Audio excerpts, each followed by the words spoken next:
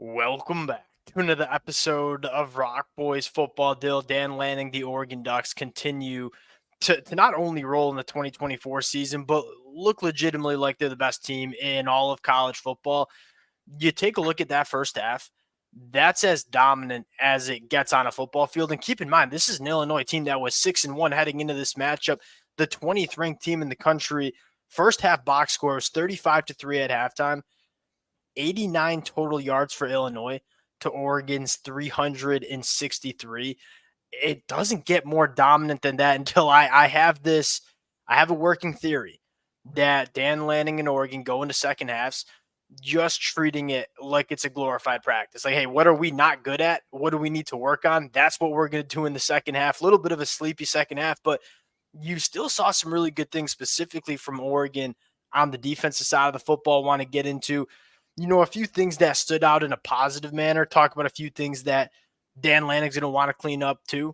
Now, before we get into it, as always, to the Oregon fans, I think it's going to be very hard to touch on every single player that played good this afternoon. So if we leave a player out, let it fly in the comments section. A shout out to the Oregon fans. The amount of support y'all have shown the boys in the 2024 season, quite frankly, going back to the offseason as we were talking, this team has been amazing. Appreciate you guys. If y'all do enjoy the content, consider subscribing to the channel. Dill, without further ado, let's start on the offensive side of the football. Let's start in the first half for this Oregon offense. What stood out to you the most? I think you're starting to see them just down in, down out, drive in, drive out, now game in, game out, play, like just execute at a really high level. That was the one thing from last year you kind of thought like Bo Nix really had that offense humming. I think Dillon Gabriel obviously took his couple weeks, if you will, to get into this, but the offensive lines picked it up. The running game sound really, really good, and they figured out if they just run the ball physically in between the tackles, they're really difficult to stop. But at the end of the day, Dillon Gabriel's just settled in, and he's playing like Bo Nix, where the ball's not hitting the ground a whole lot. They're getting the ball down the field, and just they look like that type of offense that I think we thought they were going to be coming in. It obviously took a second to click, but it is clicking. I love how this Oregon rushing attack is continuing to look. They're throwing everything, and everything seems to be hitting. Like, whether it's some of the inside zone, whether it's some of the gap, whether it's outside zone, whether it's pin and pull, like they throw it all at you. And because this Oregon offensive line is so unique in terms of their size, but also athleticism, they can pound you between the tackles, but they can also get in space and get onto the perimeter and kind of work up to the second level as well. When you have an offensive line that is so freakishly athletic, it's so hard for a defense to stop a rushing attack that can hit you with so many different kind of runs and schemes. That to me is where it starts. What's the biggest difference between Oregon and what we've seen the last couple of weeks, going back to the first 2 weeks? It's the run game on first and second down. This team is never behind the chains. You look at 6 of 11 on third downs. That is a direct result of being efficient on first and second down. I mean, I think Dillon Gabriel, I think he got 1 sack in this game. He gave up 1 sack, and that was probably more in DG for holding the ball a little bit too long. Pass protection continues to be really good. They're not taking negative plays in the run game. They're not taking penalties. That's winning football. When this Oregon offense is on schedule and that whole playbook is open to Will Stein, that is when he cooks. It's kind of what you saw. Dill, let's talk about Noah Whittington. I don't think we would say I was critical of Noah Whittington. I think I was expecting a little bit more because I know how good Noah Whittington is as a football player. I doubt Noah Whittington listens to me run my mouth, but he might have, because what you look at what he just did against Illinois, that was by far the best he's looked since the injury. For Oregon fans, you have a bell cow in Jordan James. Noah Whittington starting to look like that to spell Jordan James. Personally, because he's one of my favorite players, that fires me up in a big way. And that's the physicality he has to run with. That was, I feel like, the disappointing part, especially you go to that Purdue game. It's not like they really struggled against Purdue, but it didn't look like he was like punishing defenders the way you're seeing from Jordan James, which again, like you look at how kind of Oregon's really started to catch fire on offense. I think it's emanated from what you said, their ability to run the ball physically on first down and really get no less than 4 yards, it feels like. So that's where it's all starting.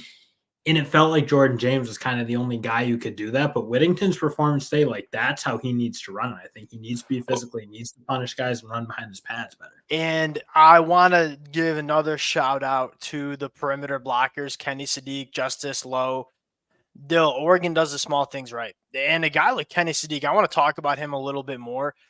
What he does as a run blocker for this Oregon offense is exceptional. Like, you think of this guy as that kind of matchup nightmare tight end. You don't really think of him as like an inline blocker, physical kind of dude.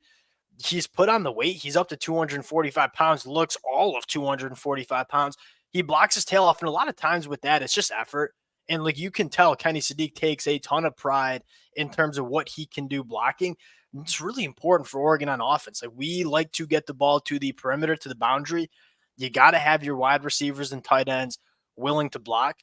They do that at a really high level. Now, I know Dill, Terrence Ferguson's good, but it's really going to be hard to not have Kenny Sadiq on the field. I wonder, like, can you work in two tight end sets? Like, somehow he they needs to do be a playing ton. pretty Yeah, consistently. they You look, he's a complete tight end. He's so athletic. He makes big plays. So, again, he's a guy I think we'll continue to see his snaps ratchet up even when Ferguson comes back. you have to. You can't really take this kid off the field. I think he's that dangerous. Last year, you couldn't always play Kenny Sadiq because he just wasn't good enough at some of the other things. He's a really good athlete. We all knew that. But he wasn't really good, a well-rounded tight end in terms of what he could do as a blocker. He's clearly taken that step. Oregon likes to use two tight end sets, Terrence Ferguson, Kenny Sadiq. And like, Herbert had a great game too. Like, Oregon's loaded pretty much at every position. But yeah, talk about Kenny Sadiq. Like, I want to see him continue to get touches, like more involved in this Oregon offense. I know you have Tez Johnson. I know you have Evan Stewart. I mean, he's such a unique player that is so hard to game plan for if you're an opposing defense. Last thing I would touch on is the wide receiver target share. We saw a little bit more of a Tez Johnson game. Dill, I think we're going to see a lot of that. And then in those bigger games, that's when Oregon is going to get Evan Stewart a little bit more involved, specifically attacking vertically down the field. Like, when Oregon had their biggest game of the season against Ohio State, that is when you saw Evan Stewart kind of get unleashed a little bit. I want to see Evan Stewart continue to get his touches. They didn't necessarily attack vertically as much as I personally would like them to do, but I ain't going to argue with what you punted one time in the first half. Whatever they're doing on offense seems to be working. And Well, and Dill, kind again, of I don't mind when it's the Tez show when he's open and when it's there. It felt like early yeah, in the season it wasn't always there and it was still being force fed to him. But like again, yeah. when it's there, like yeah, that's where it should be going because they're super high percentage. He still is the best offensive skill player, arguably the best offensive player on that team. So again, he needs to get the ball. If he's open, he should be getting the ball. But again, I think it's just about if he's not going, if he's being taken away, like Ohio State tried to take him away and they were able to hurt teams with Evan Stewart. So that's kind of what I think you're looking for. It's not about not getting the ball to Taz or evening the distribution. It's about attacking where you can get in Yeah, right now. that Oregon's kind actually of makes a ton of sense. Like, you go back to a couple of weeks ago, or maybe like first 2 weeks of the season, it felt like it was a little too reliant on Tez Johnson. Like, at the end of the day, when Tez Johnson's getting targeted, like, good things are happening for this Oregon offense. But when the opportunity does present itself, you have other guys that can really make you pay. I want to transition to the defense, and Dill, they did a really nice job, specifically in the first half. Again, 89 total yards in the first half. That is elite. They did a really good job dealing with Luke Altmaier. Luke Altmaier has been a very, very good quarterback, especially extending plays. He's not necessarily the best athlete on the football field, but man, is he crafty in the pocket. Oregon did a really nice job heating up Luke Altmaier, but also not really letting him extend a ton of plays. That really stood out. Again, you look on the defensive line, Derek Harmon continues to be right now the best interior defensive lineman in all of the country. Mateo Yu continues to take that step as an elite edge rusher. You're loving what you're seeing from Tatum on the other side.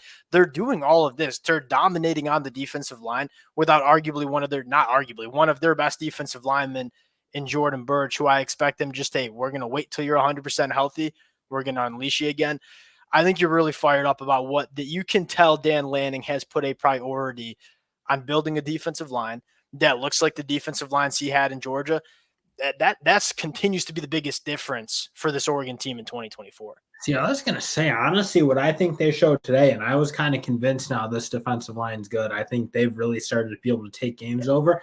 I think the play they're getting from the linebacker position is now starting to make me think like they can really be more stifling. Because I look, Illinois is a good offense. Like again, do they have like the top end talent that Ohio State had? Definitely not. But like they execute at a really high level. They move the ball on pretty much everyone they've played so far this year. And you look, I mean, they couldn't move it at all. I think a lot of it is like they found their guys at the linebacker spot. It's that Yeah. Bossa, Betcher, and a little bit of Jackson kind of rotation. That's a really good group because Betcher, he's come in and really, I mean, he's playing fast. I think the way playing fast downhill, those things that Dan Lanning wants from his linebackers, I think he's really started to do that. And hence they're not giving up as like more second and longs, more third and longs, because when the teams run the ball, their linebackers are getting downhill and making plays around the line of scrimmage more than they did last year and maybe in the early. I also think that, yes, the linebacker play is getting significantly better. I also think that's a direct correlation between this Oregon defensive line being much better than it was and much more dominant than it was in 2023 as well. Moving to the back end, another storyline heading in is like those are two legit NFL wide receivers, and Pat Bryant and Zachary Franklin. I call him Zachary every time. Zachary Franklin. Not a lot of things. Like when Illinois, especially in the first half and into the third quarter, made plays down the field, it was just a good throw and good catch. The cornerback room one is insanely deep. Like, you know what you have with Jabbar on one side. Nico Reed's played really good football on the other side. When they rotate Dante Manning in, it's like, I want this kid to play more, but I don't know if I want to take Nico Reed off the field. And then Sione Lalea comes in and he dominates as well. They got like 4 or 5 legitimate high-end power four starters in that cornerback room. They won the day against what I think are two very, very good boundary wide receivers that Illinois has. And then to cap it off, I think Tysheem Johnson's really kind of locking on that safety room. That was probably the one question. Like, you look, the cornerback room you knew was talented. You know maybe what you were going to get from that guy on the opposite side of Jabbar, but you're certainly getting as good a cornerback play out of Oregon as anyone in the country. I think the big question was always going to be that safety room, and Tysheem Johnson he's just upped his level at the end of the day. I think he's playing with more range, more instincts, all those things. Well, what I love about Tysheem Johnson is he's clearly not, like we talked about this on Thursday. Tysheem Johnson is clearly not playing in his ideal position, at least me personally. Like, I think he's a true nickel, but with how good Brandon Johnson's playing and how good he is at the nickel, like he has to play safety, especially because Oregon's a little thin at the safety spot. He's been awesome, and he does everything you want in a safety where, because he has that nickel experience, he can play man coverage when a lot of other safeties across the country can't. We obviously know what he can do in the tackle box, giving run support and blitzing off the edge. Dill, how about the center field pick? I mean, playing like single high safety, reading the quarterback's eyes, having some range, making a play in the football. That, to me, is what Oregon's been missing in their safeties over the last couple of years. They've had some good safeties. I wouldn't say they've had that true, like, rangy center field safety that can play single high. Tysheem Johnson flashing that element of his game.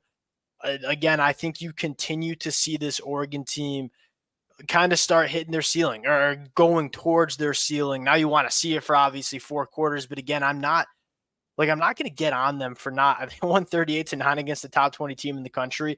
I think it's very clear that in the second half of these football games, we're just trying to make it healthy to the fourth quarter and end the football game.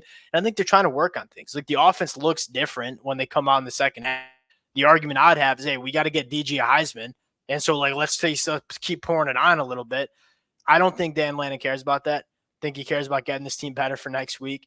That's what we see consistently in the second half. Another dominant performance. We'll close it out on that. Dill, not a ton of negatives. Like, Dillon Gabriel had obviously a bad throw in the second half, but outside of that, like, it's really hard to nitpick what you saw from Dan Lanning and the Oregon Ducks. We'll sign it out there. Appreciate you guys rocking with it. If y'all do enjoy the content, consider subscribing to the channel. Talk to y'all later.